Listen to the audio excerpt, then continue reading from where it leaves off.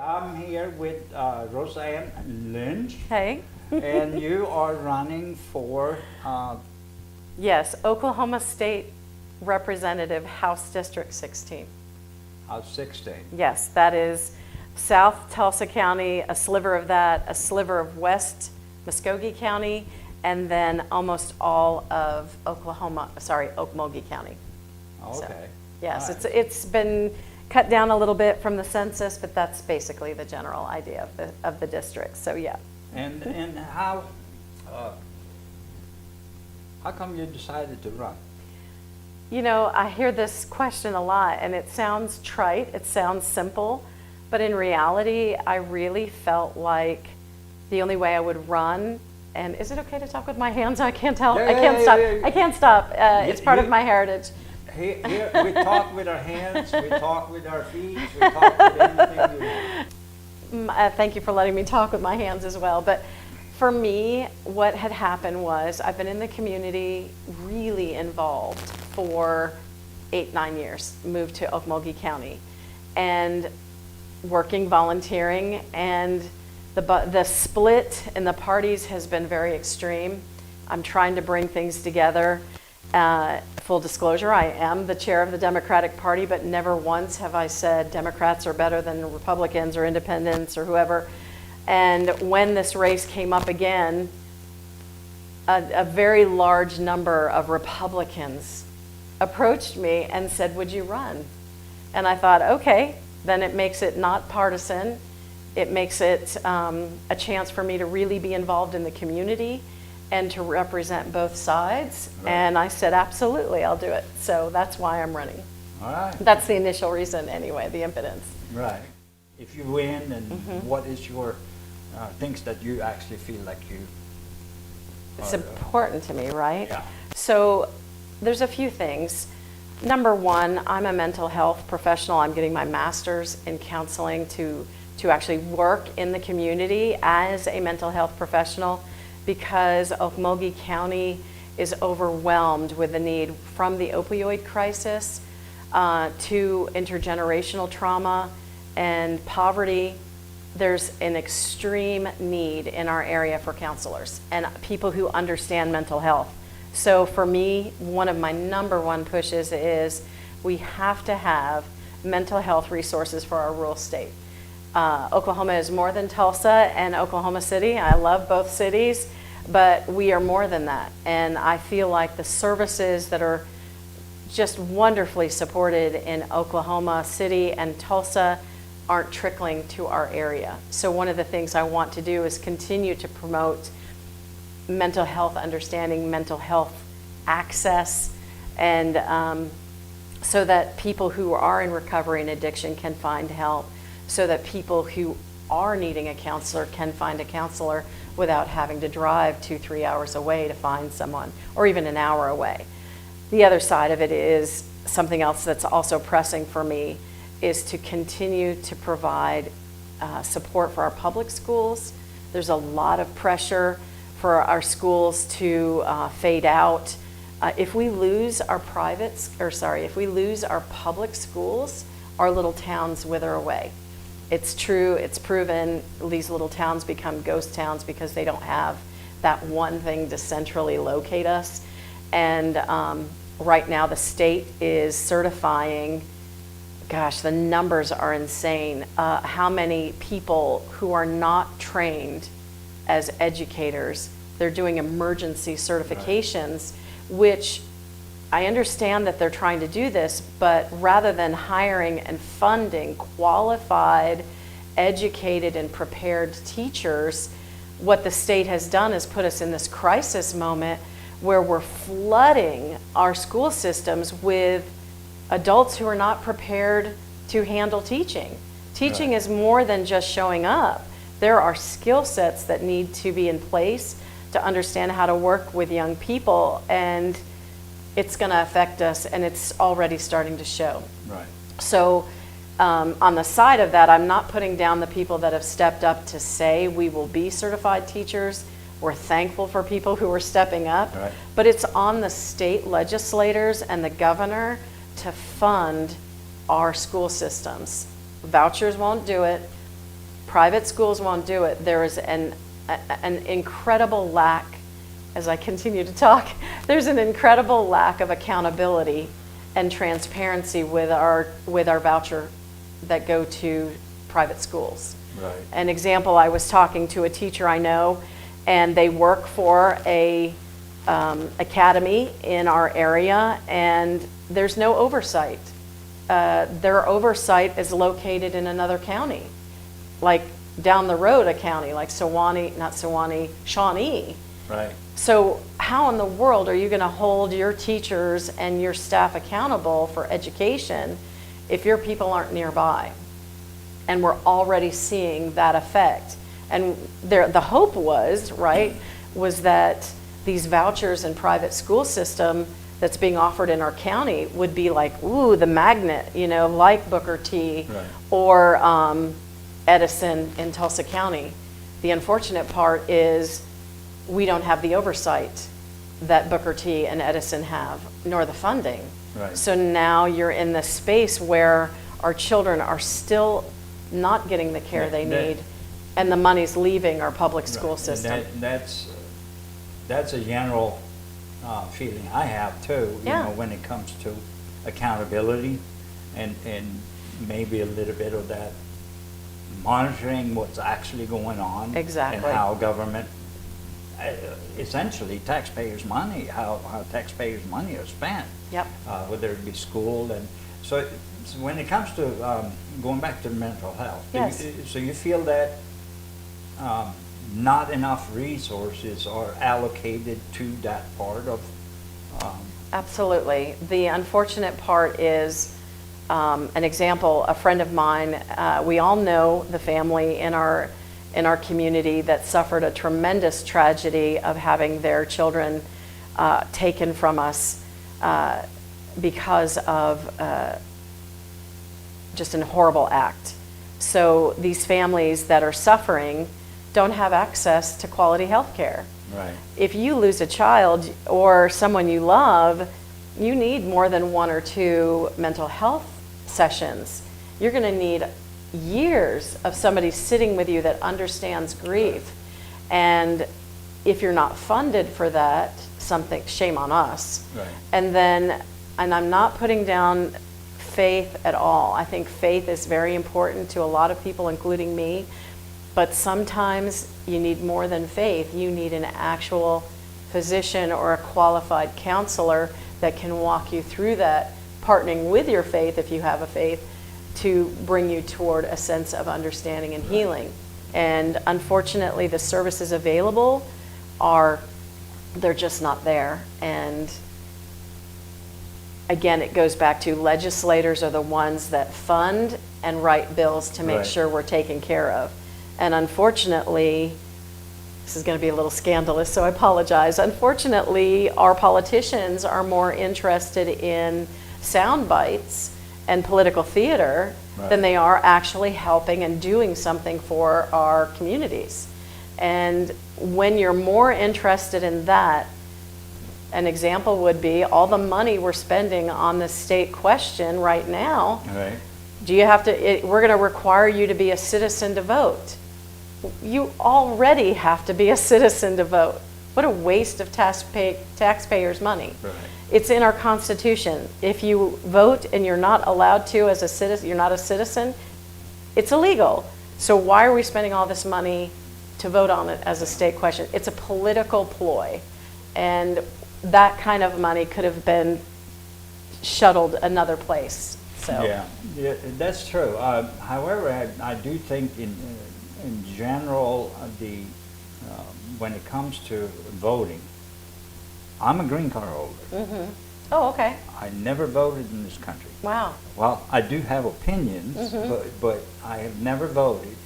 But I can see from what I'm seeing that there are things that I have questions about. Of course. Because there is a tendency, I'm not saying Oklahoma because I don't know much about Oklahoma. Okay. But I can see in some other states there's tendencies to go away from voter IDs and and I think to keep integrity in the entire voting system, and we're getting a little bit off subject. No, you're fine. But I think to keep integrity in that, Mm-hmm. most countries, where Yours I'm coming included. from, Mhm.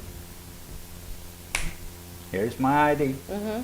and here's my voter card. Yep. If you don't have that, forgot it at home, you ain't voting. Right.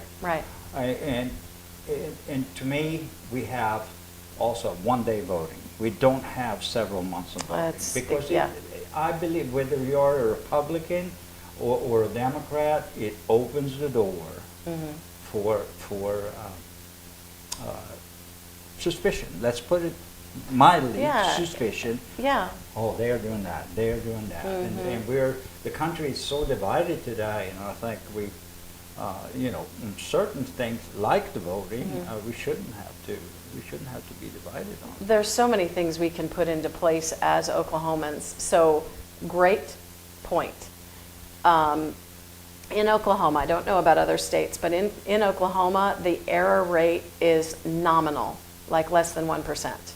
Right. So our state election boards are doing what they need to do to make sure that the elections are fair and honest and have integrity. Right. I think there's some things, this is so off of what we're going to talk about, but I kind of like it because I haven't been talking about this. I think there should be one day or 2 days where we have, this is our election day, and everybody has off like a holiday, and that you can go vote on that day. You don't have to work. It's a voting day, and that as soon as young people turn 18 or able to vote, just like the draft, they're able to immediately log in as citizens, because now they're citizens. They're quality citizens for our community and for our nation. That will pull in, I think, young people to vote. And then, there are so many places that use online or mail in 100%, and it works. So some of the controversy around voting goes back to political ploys. We have not had an issue for decades, as far as I know. I used to be on the election board. And the process is incredibly tedious for a reason. They want to make sure that every I is dotted, every T is crossed, right? And so you have these moments where you're going through and proving that the vote is who they are. But this aspersions or questions, and that's more politically pushed. I think there needs to be a nationwide plan. Some people like that, some people don't. I like, if we want to keep it in-house in the state and make it a little more insular, I think that's fine too. But, I'm not quite sure tracking you, just to make sure that there's an actual picture ID and the ID. Is that what you're thinking? Yeah, well, let's put it this way. I can't go to a bank and withdraw money without showing my ID. Right? You can, though, if people know you. You shouldn't be. If people know. Yeah. But the rarity of somebody knowing you at the poll when you're coming there and you just moved in is probably 0 to none. Yeah, right. So just to keep integrity, I think certain things has to be set in stone, and they can't be changed. That's just my opinion. Do you kind of understand, and if I sound preachy, I apologize. So part of the reason why we don't do an ID, a required ID with a voter card, is because it disproportionately affects people who are of a lower income. So you're going to have to go get a state ID with a picture. It's going to cost you some money. And people who are already maybe fine lining it, trying to get the job and watch children and these other things, I think if we set it in place and gave it, not like this month you have to do it, but gave it a span of time, just like our real ID, we gave them several years to get your real ID. We've been advertising it's coming, then you can prepare for it. I think that makes sense. Is it hard to get an ID? It depends. I'm going to test that today. Come on, but let's think. You have a car. So if you don't have a car, you have to kind of catch a bus or catch a ride with somebody. And then inadequacies of transportation in our area. So, okay, so you've got a ride, then you have to come up with making sure you have time to wait. So sometimes there's a Right. wait. Oh, yeah. Right, and then as you wait, then you have to have the fee, which is nominal. It's probably 40 or 50 bucks, something like How that. about you get an ID for free? I would love that. I would love that. That would cost, or a voter ID for free. We Yeah. have state-issued IDs that are cost less, and that will have the picture and then your address. The other problem with that is people move. So every time you move, you'd have to make sure your address is up Oh, to yeah. date. No, there's a lot of, in the voting system, there's a lot of logistics, and I understand that. Yeah. But I'm of the opinion that I gotta go to the bank, I gotta open a bank account. I can't open a bank account without having an ID. Yeah. So there's more to it, I think, when you register to vote, and that's something that we'd have to have somebody with the election board here to address it. The part I know is that when you fill out a form to register to vote, they then send you something in the mail to make sure that it doesn't bounce back. Right. They also check online to make sure you are who you are, because you put in your qualifying information. Social security number. So there's whatnot, some yeah. security. Yeah. I mean, does it need to be tightened? Yes. Does it need, am I opposed to it? No. But I think to help people who might need help paying for it, Yeah. great. And I think that certain states, it's probably pretty watertight. Yeah. I think there's other states that could need some work on it. You're probably right. Yeah. Yeah. I can only answer for Oklahoma. That's the part that I know That's of. where you were running. Yeah.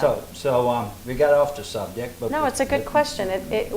This is the thing that I think is so interesting, is that these are questions people ask, but on general, tell me why you're running moments, they usually aren't the questions that are asked. So I love that you asked it. You're Thank right. you. Yeah, Yeah. you're welcome. Is there anything else you want to say about you running? Any other particular things you want to bring Yeah, up? somebody was asking me, well, what's going to happen if, let's say you don't win? Because there's a chance that I won't. I'm not going to take my ball and go home and pout and, I'm done with this place. I'm not that person, never have been that person. Right. And I'm still going to be here. I'm still going to be active in the community. So the big part is for a lot of people in our community to get an opportunity to vote is a gift. Right. It's a right.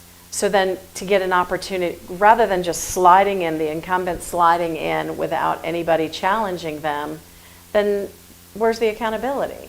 Right. I'm not saying they're doing a good or bad job or whatever. It's just a good thing to have somebody challenge you.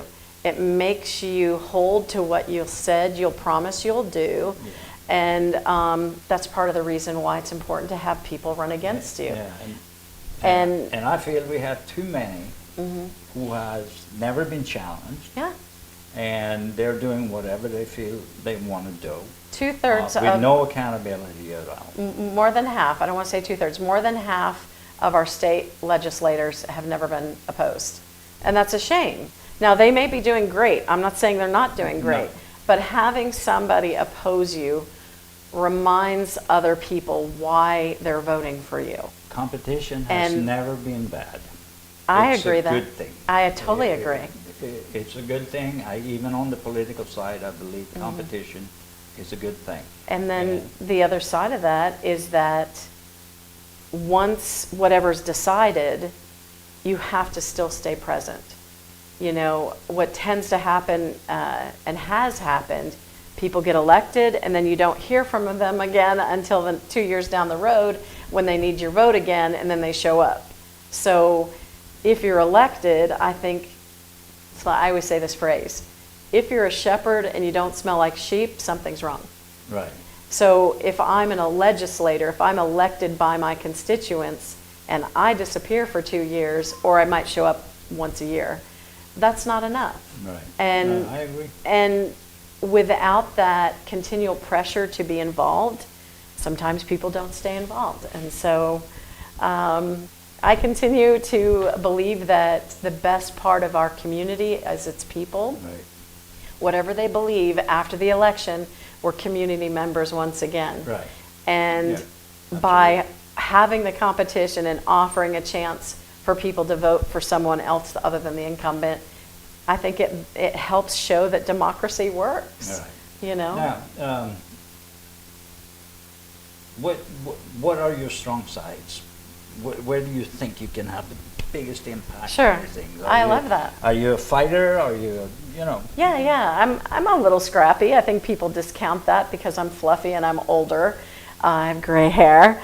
But I am very much, I'm sort of a cross between a fighter and a friend. I'm 100% about collaboration. Right. We can't get anything done in this community without being completely willing to work with the other side.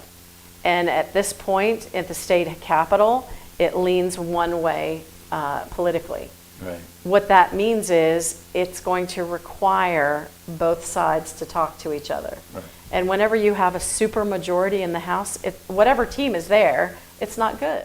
I believe in quality education, public education. I believe in owning a gun, but having some common sense restrictions, like training to use it, safety. Right. I believe in my burgers and my gas stove and all the other things that people are saying, Democrats are against. The problem is that, again, I go back to that political sound bites. Right. It doesn't do anything to help us. And so I think that's one of the reasons why a lot of people from the other party, Republican and Independent, approached me to run, because I'm willing to work. Let's talk it out. Let's figure something out. And I'm not easily offended. People will say what they want. It's not about me. You can say whatever you want about me. It's not about me. I'm here to work. And so either work with me or get out of my way, because a lot of times women, and I'm not saying this against men as a whole, but women have had to take care of the family and the job and the children and their education and all after school stuff. And people are like, well, how can you do this? Yeah. We're created to do multiple things at one time and integrate. Right. And I think sometimes we can be so myopic or small-sighted or short-sighted that we forget that there's another voice that might be just as reasonable, like your common sense thought about your history from your country. Right. Well, that's a very interesting thought. Well, can that apply here? Can we work that here?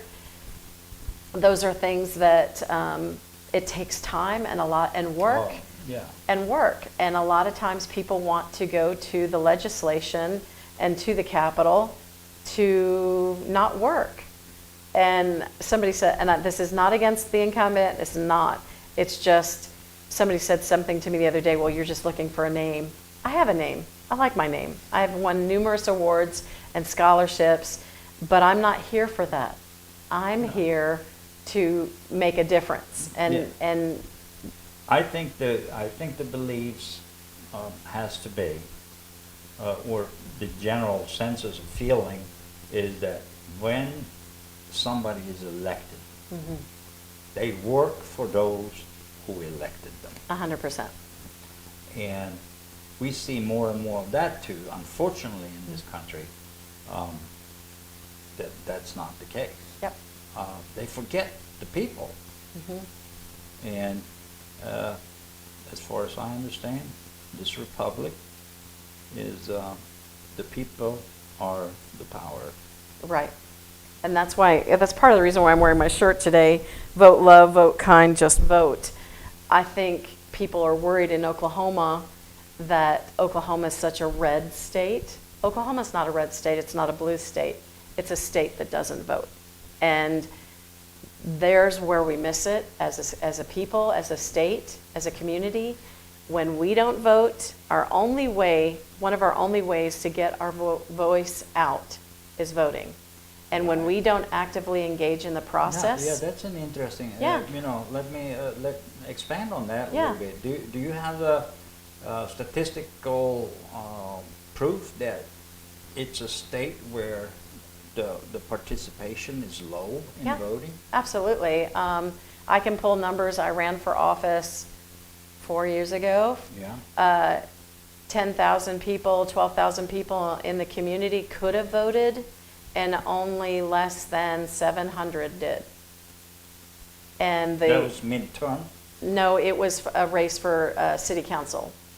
So that's what I can adjust now. And then the person that beat me won by 20-some votes. And so you're thinking, this is ridiculous. Why aren't people voting? But because, and as I've talked to people about that, we are at the bottom of the country in statistics for voter turnout. Right. We are 49 or 50 across the board. Right. And I think there's a variety of reasons for that, but I think for Okmulgee in our district, I think it's this level of apathy. Why vote? It doesn't matter anyway.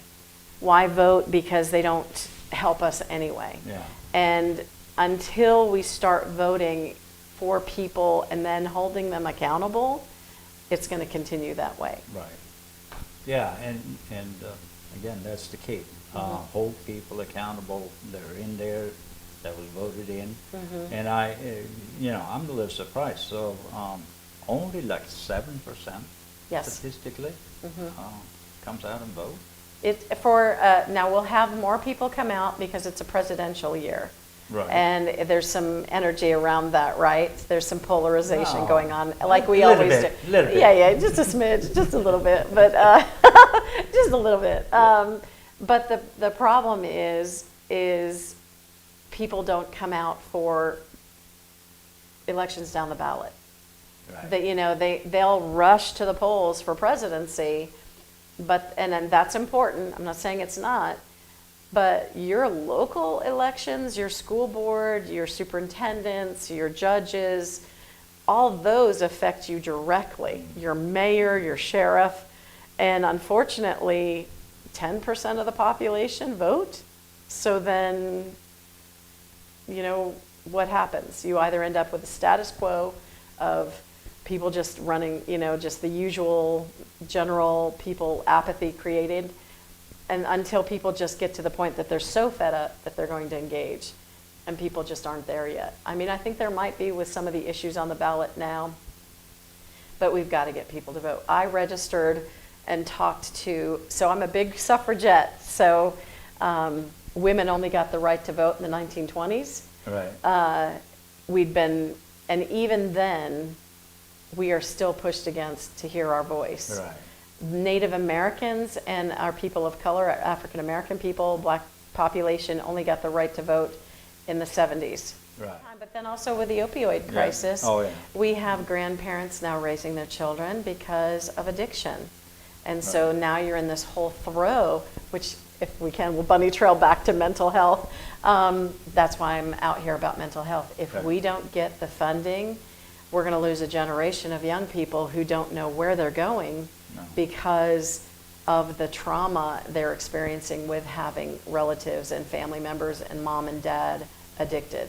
And so, we won't solve the world's problem in a few minutes, but I think it's a good place to start, right? Absolutely, and where we are today, election is how many days away?